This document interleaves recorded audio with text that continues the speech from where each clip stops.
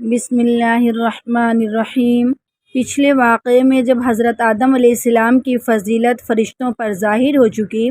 اور دلائل سے ثابت ہو گیا کہ صلاحیت اور خلافت کے لیے جن علوم کی ضرورت ہے وہ آدم علیہ السلام میں جمع ہے، اور ملائکوں کو ان میں سے بعض علوم حاصل ہیں اور جنوں کو تو اس سے بھی کم حاصل ہے، تو اللہ رب العزت نے حضرت آدم علیہ السلام کی عظمت کا عملی مظاہرہ کرنے کے لیے اور فرشتوں کا امتحان لینے کے لیے فرشتوں کو آدم علیہ السلام کے سجدہ کرنے کا حکم فرمایا۔ یہاں جس سجدے کا ذکر ہو رہا ہے یہ سجدہ عبادت کا نہیں بلکہ تعظیم کا سجدہ تھا، جو بعض پچھلی شریعتوں میں جائز تھا۔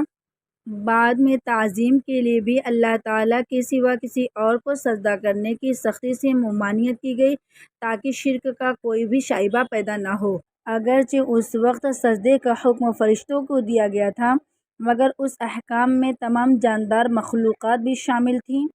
جیسے ملائکہ، جن وغیرہ۔ لہٰذا ابلیس جو جنات میں سے تھا، اس وقت اللہ رب العزت نے اس کی عبادت کی مقبولیت کی وجہ سے فرشتوں میں شامل کر لیا تھا۔ اس وقت ان تمام پر بھی اس حکم کی تعمیل لازم تھی، اور تمام مخلوقات نے تعمیل کی اطاعت کی، یعنی اللہ تعالیٰ کا حکم ملتے ہی سب سجدے میں گر پڑے، لیکن ابلیس نے سجدہ کرنے سے انکار کر دیا، جس کا ذکر آیت مذکورہ میں اللہ رب العزت ارشاد فرما رہے ہیں۔ وَإِذْ قُلْنَا لِلْمَلَائِكَةِ اسْجُدُوا لِآدَمَ فَسَجَدُوا إِلَّا إِبْلِيسَ أَبَىٰ وَاسْتَكْبَرَ وَكَانَ مِنَ الْكَافِرِينَ۔ آیت مذکورہ کا الگ الگ ترجمہ یہ ہے، واو اور اذ جب، قلنا ہم نے کہا، للملائکتی فرشتوں کو یعنی فرشتوں کے لیے، اسجدوا تم سب سجدہ کرو، لآدم آدم علیہ السلام کو، فسجدوا تو انہوں نے سجدہ کیا، الا سوائے ابلیس کے، ابا اس نے انکار کیا، واستکبر اور تکبر کیا، وکانا اور ہو گیا، من الکافرین کافرین میں سے۔ اور مکمل ترجمہ اس طرح ہے، اور جب ہم نے فرشتوں سے کہا کہ آدم علیہ السلام کو سجدہ کرو، چنانچہ سب فرشتوں نے سجدہ کیا سوائے ابلیس کے کہ اس نے انکار کیا اور تکبر کیا اور وہ کافرین میں سے ہو گیا۔ جب آدم علیہ السلام کی فضیلت اور صلاحیت فرشتوں پر واضح ہو چکی اور انہوں نے تسلیم کر لیا، اور ابلیس اپنے تکبر اور عناد کی وجہ سے کافر ہو کر نکال دیا گیا، پھر آدم علیہ السلام اور ان کی زوجہ حوا علیہ السلام کو یہ حکم ملا کہ تم دونوں جنت میں رہو اور ان کی نعمتوں سے فائدہ اٹھاتے رہو،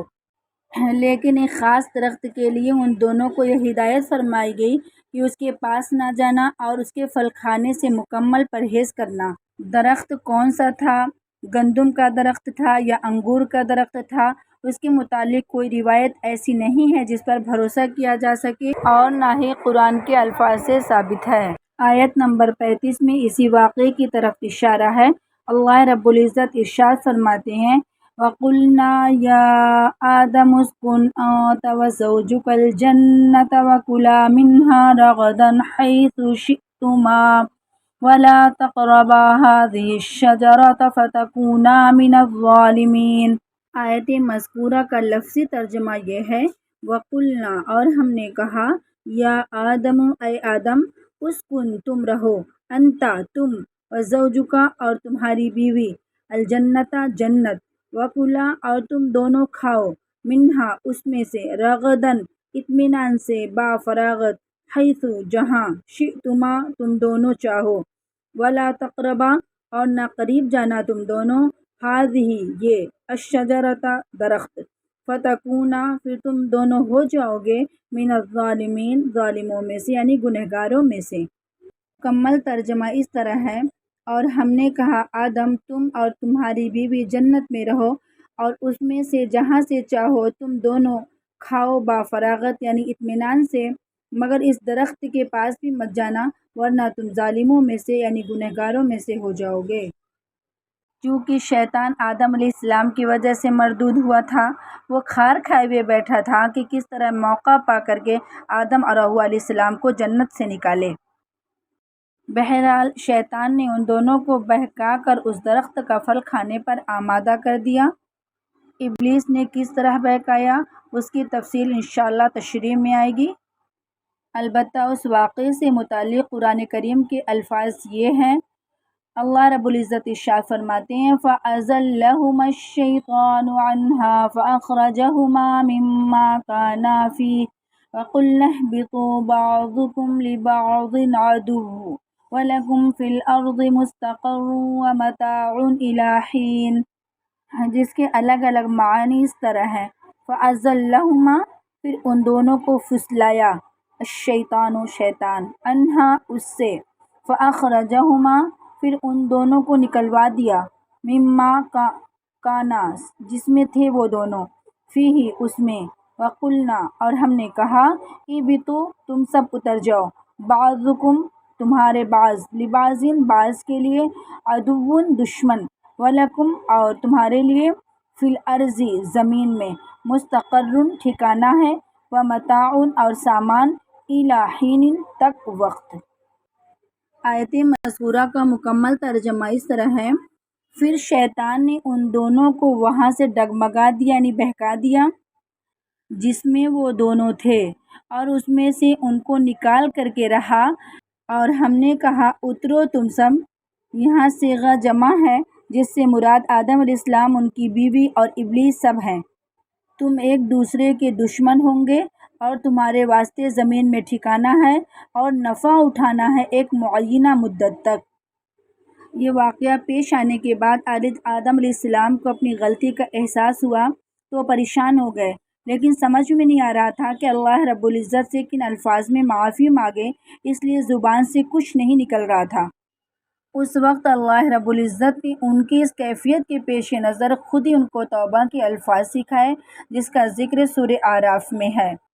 آیت مذکورہ میں اسی نعمت کی طرف اشارہ ہے۔ فَتَلَقَّىٰ آدَمُ مِن رَّبِّهِ كَلِمَاتٍ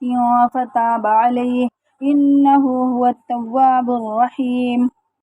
آیت مبارکہ کے الگ الگ کلمات کے ترجمہ اس طرح ہے، فَتَلَقَّىٰ پھر حاصل کر لیے، سیکھ لیے، آدم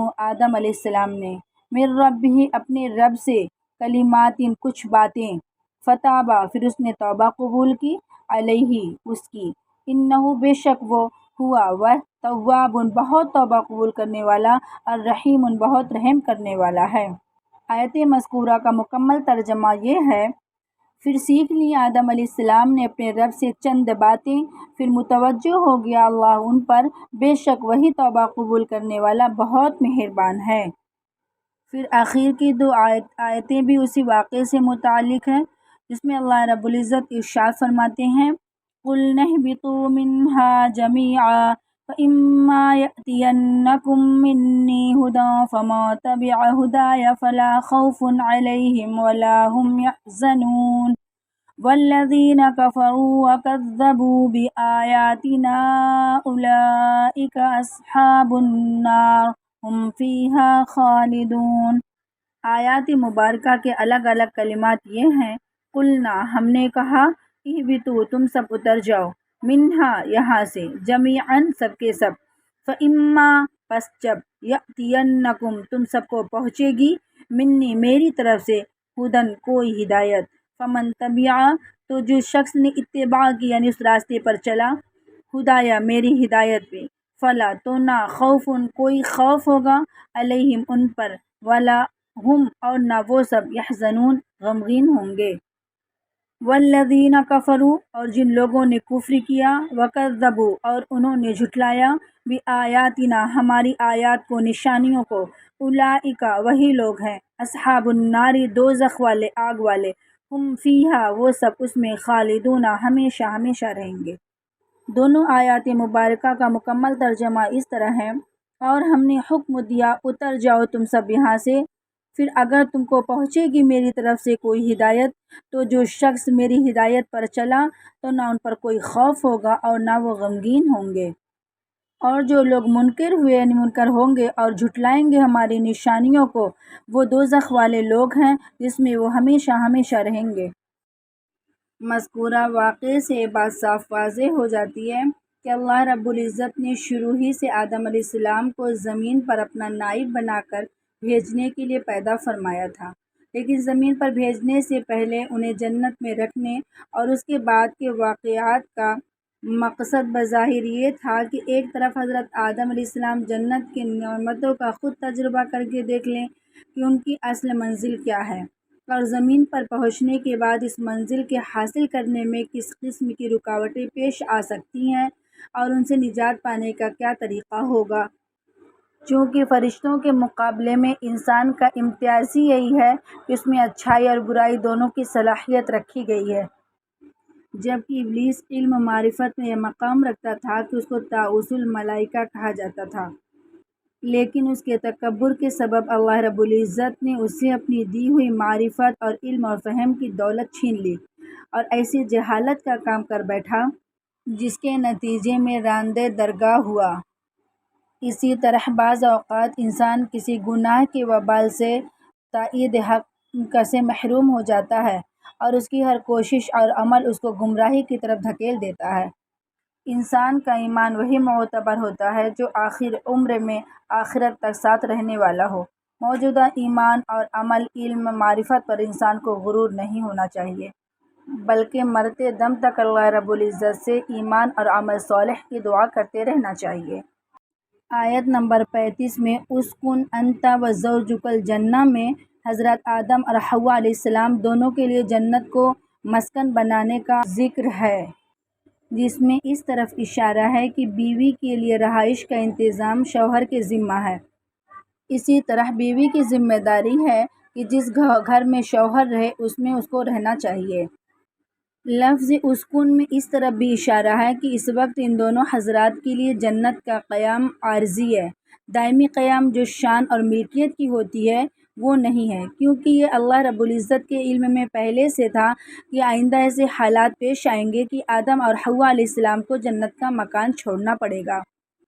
کیونکہ جنت کا مکمل حق ایمان اور عمل صالح کے ساتھ ہے جو قیامت کے بعد ہوگا۔ آیت مذکورہ میں خاص واقعہ اس درخت کا ہے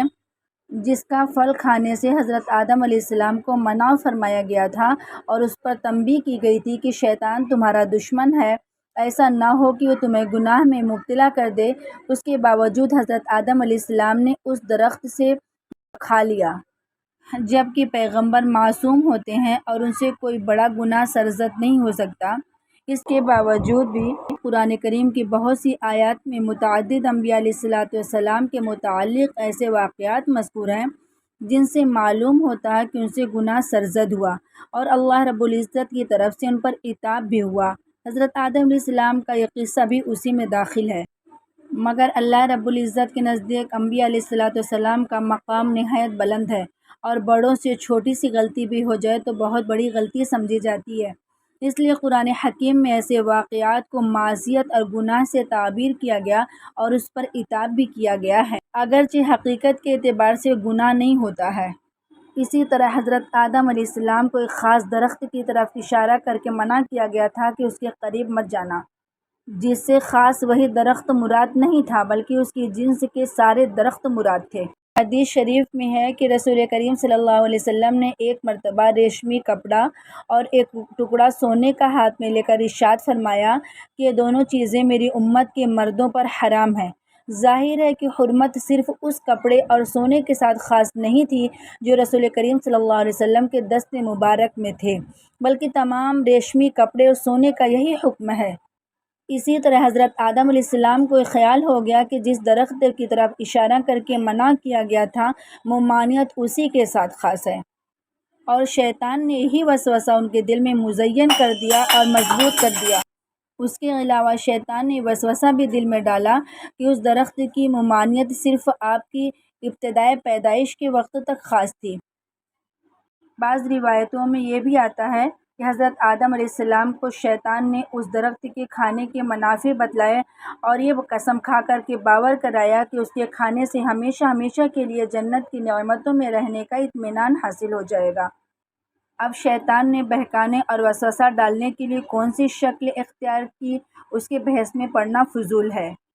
جنات اور شیاطین کو اللہ رب العزت نے ایسی قدرت دے رکھی ہے کہ وہ دوسرے کے دلوں میں بھی وسوسہ ڈال سکتے ہیں۔ بہرحال جب حضرت آدم علیہ السلام کو اپنی غلطی کا احساس ہو گیا اور وہ پریشان ہو گئے تو اللہ رب العزت نے معافی کی شکلیں پیدا فرمائی اور ان کو یہ کلمات سکھلائے ربنا ظلمنا انفسنا وان لم تغفر لنا وترحمنا لنکونن من الخاسرین، جس کا ترجمہ: اے ہمارے پروردگار، ہم اپنی جانوں پر ظلم کر گزرے ہیں، اور اگر آپ نے ہمیں معاف نہ فرمایا اور ہم پر رحم نہ کیا تو ہم برباد ہو جائیں گے۔ اس طرح اللہ رب العزت نے زمین پر بھیجنے سے پہلے انسان کو یہ تعلیم دے دی کہ جب کبھی نفسانی خواہشات یا شیطان کے بہکاوے میں آ کر کوئی گناہ سرزد ہو جائے تو اسے فوراً اللہ رب العزت سے توبہ کر لینی چاہیے، اگرچہ توبہ کے لیے کوئی خاص الفاظ لازمی نہیں ہیں، بلکہ ہر وہ جملہ جس میں اپنے کیے ہوئے پر ندامت آ جائے اور آئندہ گناہ نہ کرنے کا پختہ عزم اور ارادہ ہو جائے، اس کے ذریعے سے توبہ قبول ہو جاتی ہے۔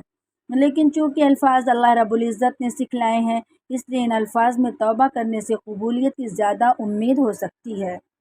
اس کے علاوہ آیت کریمہ سے بھی معلوم ہوا کہ توبہ قبول کرنے اور گناہ معاف کرنے کا اختیار اللہ رب العزت کے سوا کسی کو نہیں ہے۔